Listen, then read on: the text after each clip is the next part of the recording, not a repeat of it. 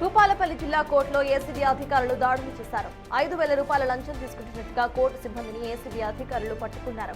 ఓ కేసుకు సంబంధించి certified copies ఇచ్చేందుకు న్యాయవాదిని కోర్టు సిబ్బంది లంచం డిమాండ్ చేయడంతో ఏసీబీని ఆశ్రయించారు న్యాయవాది గోపాలరావు. దీంతో దాడులు చేసిన ఏసీబీ అధికారులు స్టెనోగ్రాఫర్ సాయి చరణ్తో పాటు సిబ్బంది రజిత, సునీతలను అదుపులోకి తీసుకుని విచారిస్తున్నారు.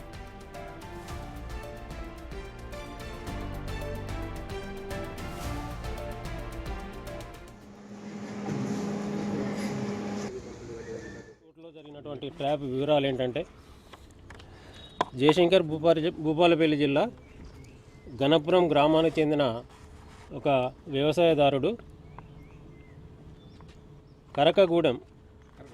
కరకపల్లి గ్రామ శివారులో ఇతనికి సుమారు 14 ఎకరాల 2 గుంటల వ్యవసాయ భూమి కలదు. ఇట్టి భూమిపై ఆ పక్కనున్న వ్యక్తి 1984లో సివిల్ దావా నమోదు చేయడం జరిగింది. ఇటీ సివిల్ దావా పలు దఫాలుగా కోర్టులో అడ్జర్న్మెంట్స్ అయి లోయర్ కోర్టులో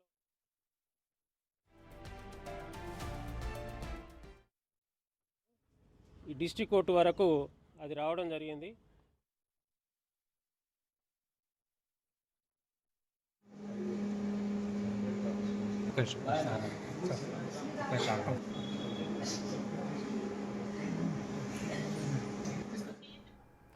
ఇదే అంశంపై పూర్తి డీటెయిల్స్ మా ప్రతినిధి వేణు అందిస్తారు. వేణు, చెప్పండి, డిస్ట్రిక్ట్ కోర్టులో సైతం ఇటు లంచం తీసుకుంటూ ఉండగా ఏసీబీ అధికారులు రెడ్ హ్యాండెడ్ గా పట్టుకున్నట్టుగా తెలుస్తోంది. అసలు అక్కడ అప్డేట్స్ ఏంటి? ఎంతమందిని పట్టుకున్నారు వేణు?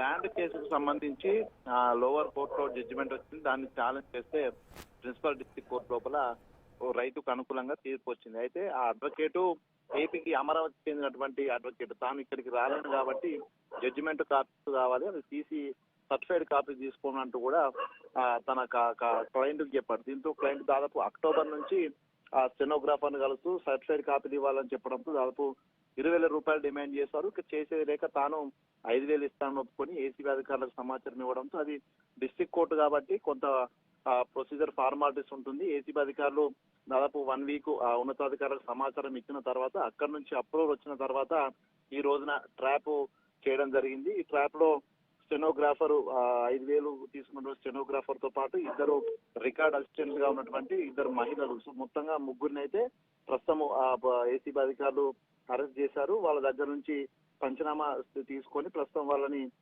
రేపు తెల్లవారుజామున సాయి చరణ్ స్టెనోగ్రాఫరు, రజిత, సునీత ఇద్దరు కూడా రికార్డ్ కీపింగ్ అసిస్టెంట్లు, వీళ్ళ 3 రేపు ఏసీబీ కోర్టులో హాజరుపరచబోతున్నారు. అయితే తెలంగాణ వ్యాప్తంగా కూడా ఏకంగా జిల్లా కోర్టులో ఏసీబీ రైడ్ జరగమని కూడా ఇదే మొట్టమొదటిసారి చరిత్రలో ఈ స్థాయిలో జ్యుడిషియరీ వ్యవస్థలో ఏసీబీ దాడులు అనేది కూడా తీవ్ర కలకలం రేపింది. అయితే ఎక్కడైనా కూడా ఏసీబీకి ఉప్పందిస్తే డైరెక్ట్ వెళ్ళి ట్రాప్ చేసే అధికారం ఉంటుంది, కానీ కొంత జ్యుడిషియరీ కావడంతో ఉన్నతాధికారుల తన నుంచి పర్మిషన్ తెచ్చుకున్న తర్వాత రైడ్ చేయాల్సి వచ్చింది. అయితే ఏసీబీ కోర్టుకు వెళ్ళి రైడ్ చేయడం పైన కూడా చాలా విమర్శలు కూడా వస్తున్నాయి. మొత్తానికి జ్యుడిషియరీలో కూడా ఈ స్థాయిలో లంచాలు జరుగుతున్నటువంటి అంశం వెలుగులోకి రావడంతో కూడా తీవ్ర చర్చనీయాంశమైన పరిస్థితి సత్తాది. అయితే వేణు, డైరెక్ట్ గా కూడా కోర్టులో లంచం డిమాండ్ చేయడం, కోర్టులో లంచం తీసుకోవడాన్ని ఎలా చూడాలంటారు? అంటే జనరల్లీ కూడా న్యాయవాదులంతా వీటన్నిటికీ కూడా వ్యతిరేకంగా ఉంటుంటారు, కానీ కోర్టులోనే లంచం డిమాండ్ చేయడం, తీసుకోవడం, సో నెక్స్ట్ కూడా ఇంకెవరి మీదైనా ఇటు ఇన్వెస్టిగేషన్ నడిచే అవకాశం ఉందనుకోవచ్చా మనం? ఎవరికైనా అన్యాయం జరిగితే కోర్టు మెట్లెక్కుతారు, కోర్టులో న్యాయం జరుగుతుంది, అది న్యాయ వ్యవస్థ పేరే కోర్టులకు ఉంది. అంటే అట్లాంటి చోట ఈ విధంగా లంచం డిమాండ్ చేయడము, దాదాపు అంటే ఒక సర్టిఫైడ్ కాపీస్ తనకి న్యాయబద్ధంగా certified copies free of cost ఇవ్వాలి, సెకండ్ కాపీ ఇవ్వడానికి 15 రూపీస్ ఛార్జ్ చేసి స్టాంప్ సీల్ తో సర్టిఫైడ్ కాపీ ఇస్తారు. కానీ తనకి ఇవ్వాల్సినటువంటి తన పేరు మీద వచ్చినటువంటి జడ్జిమెంట్ కాపీలు ఇవ్వడానికి 20,000 డిమాండ్, అది భారీ స్థాయి డిమాండ్ చేయడం అనేది పూర్తిగా అటు న్యాయ వ్యవస్థలోనూ ఆ వర్గాల్లోనూ కూడా పూర్తిగా చర్చనీయాంశమైంది. అయితే ఇట్లాంటిది సర్వసాధారణము, చాలా చోట్ల డబ్బులు డిమాండ్ చేస్తుంటారు, కానీ ఈ స్థాయిలో డిమాండ్ చేయరు. ఎవరో ఎంత ఇచ్చినా తీసుకొని గుడ్ విల్ గా తీసుకొని ఇస్తారు, కానీ ఈ విధంగా పీడించి మరి డబ్బులు వసూలు చేయడం అనేది నోరు సంజీవం. అయితే ఈ అడ్వకేట్, ఈ కేసులో వాదించిన అడ్వకేటు అమరావతి నుంచి వచ్చేటువంటి వ్యక్తి కావడంతో తాను ఇక్కడికి రాలేకపోవడం అదురుగా చూసుకొని మాత్రమే స్టెనోగ్రాఫర్ కొంత డిమాండ్ భారీ మొత్తంలో చేస్తారనేది కూడా చర్చ జరుగుతుంది. ఏదేమైనా కూడా పూర్తిగా న్యాయం కోసం న్యాయ వ్యవస్థను ఆశ్రయించాల్సినటువంటి బాధితులకు ఈ విధంగా అక్కడ కూడా లంచం డిమాండ్ చేస్తూ ఇబ్బందులకు గురి చేయడం అనేది కూడా పూర్తిగా న్యాయ వ్యవస్థపై నమ్మకం పోయేటువంటి అంశం. సో దీనిపై అక్కడి న్యాయ వర్గాలు కూడా పూర్తిగా ఫైర్ అవుతున్న సిచ్యువేషన్. ఇట్లాంటి ఘటనలు జరిగితే అటు జూనియర్ అడ్వకేట్లు కానీ బాధితులు కానీ న్యాయ వ్యవస్థ మీద నమ్మకం కోల్పోయే పరిస్థితి అనే ఒక చర్చ కూడా జరుగుతుంది. ఏదేమైనా కూడా న్యాయ వ్యవస్థలో కూడా ఏసీబీ ట్రాప్ జరగవచ్చు అనేది ప్రస్తుతం ఈ కేసుతో బయటపడింది. సో మొత్తానికి న్యాయ వ్యవస్థలో ఈ విధంగా ఏసీబీ ట్రాప్ చేయడం ప్రస్తుతం తీవ్ర చర్చనీయాంశమైన పరిస్థితి. సో అక్కడ కూడా ఎవరు డబ్బులు అడిగినా కూడా ఏసీబీ ట్రాప్ చేసిన అంశం అయితే ఈ కేసుతో కూడా బయట ప్రజలకి తెలిసినటువంటి situation. Sampath. Yes, thank you Venu.